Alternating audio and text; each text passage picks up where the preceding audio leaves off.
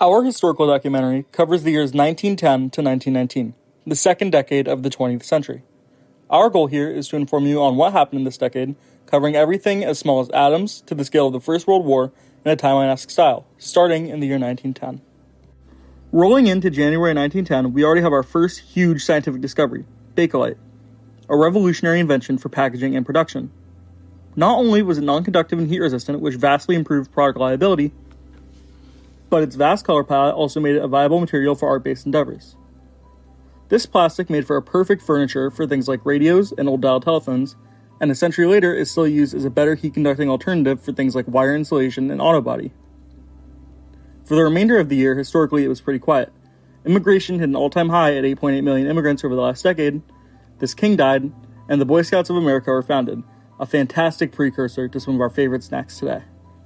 More huge scientific discoveries quickly followed in 1911, with the founding of the Rutherford atomic model. Experiments of the New Zealand-born physicist Ernest Rutherford outlined the atom as having a positively charged nucleus surrounded by a cloud of negatively charged electrons, a huge step into fully understanding anatomy. In July of this same year, the lost city of Machu Picchu was discovered. This lost city became an extremely popular tourist destination in Peru and is theorized to have possibly been a summer home for ancient Inca leaders. However, more tourists were visiting the UK than ever before in the next year. In 1912, the 52,000-ton unsinkable Titanic set sail from Southampton, housing over 2,000 passengers headed to New York. The Titanic, possibly the most famous show of all time, is not just a story told over and over across generations, the highest-grossing movie outside of the Avatar and Marvel franchises, but also the first headliner cruise ship, which, yes, did crash. However, beyond the story, the Titanic was, well, Titanic for luxury travel, an industry today which is worth almost $1 trillion. This year also highlighted the end of China's 2,000-year imperial rule, starting a Republic Revolution, which also founded many new countries like Taiwan. The rest of the year consisted of the 5th International Summer Olympic Games and the founding of the Girl Scouts of America. However, the cookies did not follow for another 5 years. In 1913, more huge leaps in science were made, starting with the Danish physicist Niels Bohr, whose foundings on the Rutherford model of the atom are still used today. The Bohr model is a system consisting of a small, dense nucleus surrounded by orbiting electrons, similar to the structure of the solar system, but with attraction provided by the electrostatic forces in places of gravity. Following that event, the discovery of the stainless steel by English metallurgist Harry Brearley was discovered through an experimental mixture of chromium with an iron-carbon mix. This year was jam-packed with inventions still used today too. Most notably, the Harrison Ford assembly line, which I'm sure needs no explanation, as it is still the strongest method worldwide in assembly. Then, enter World War I. On June 28, 1914, the Archduke Francis Ferdinand was assassinated. Then, just 1 month later, Austria-Hungary declared war on Serbia, kicking off what would soon be the First World War. Germany got involved and started a huge chain of invasions across Europe.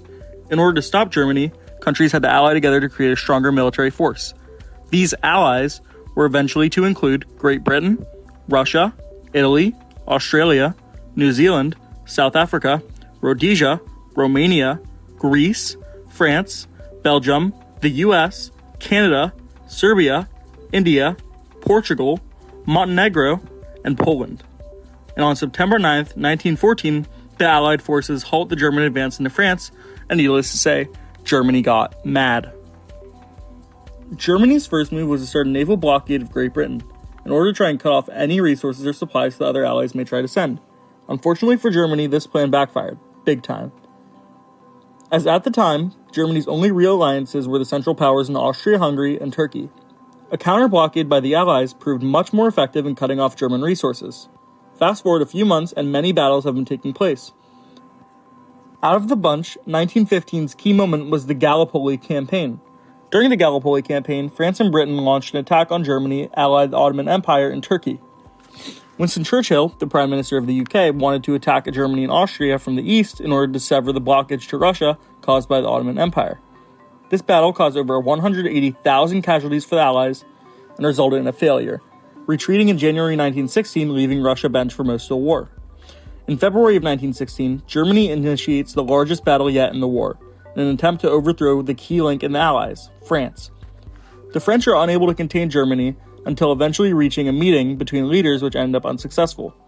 The war continued on for 300 more days, and in a French offensive victory, caused over 700,000 casualties, which is more or less equal between the two nations. After remaining quiet for the first few years, the United States grew annoyed with Germany's persistence after launching a huge attack on Britain's blockade. Germany had tipped the US over the edge. President Woodrow Wilson declares war on Germany, and within less than a year, by 1918, there are over 1 million US troops in the conflict, and over 2 million by the war's end. Long story short, once the US Army got involved, the war was pretty much over for Germany and their allies. France tries to invade Germany one last time and fails. Russia's lack of defenses leave 2 million casualties, forcing a peace treaty with Germany, and soon Germany signed another armistice with the Allies after being overwhelmed primarily by US forces.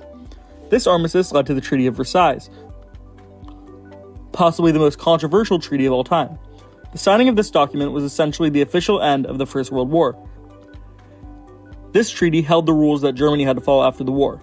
The treaty made it so Germany had to pay reparations, disarm their military, lose territory, and give up their overseas colonies. And while there was peace between the nations, there was another outbreak happening in the United States. The Spanish influenza was a rapidly spreading pandemic, where almost no one had immunity to it. The virus infected around 500 million people globally, and it was very hard to contain and combat due to the very limited medical technology back in the day. This wave of illness lasted over 2 years with seemingly no counter, killing over 700,000 Americans until the pandemic ended in the early 20s. This not only ravaged soldiers during the end of the war, but also was a huge pain to Americans in terms of the workforce and common health. Closing out the year 1919, the former allies from World War I formed something known as the League of Nations. This league consisted of Great Britain, France, Italy, and Japan, including 4 non-permanent members that were elected by the Assembly for 3-year terms. The first non-permanent members were Belgium, Brazil, Greece, and Spain. The goal of the League of Nations was to maintain world peace in order to prevent another world war, leaving this decade off on a very good note.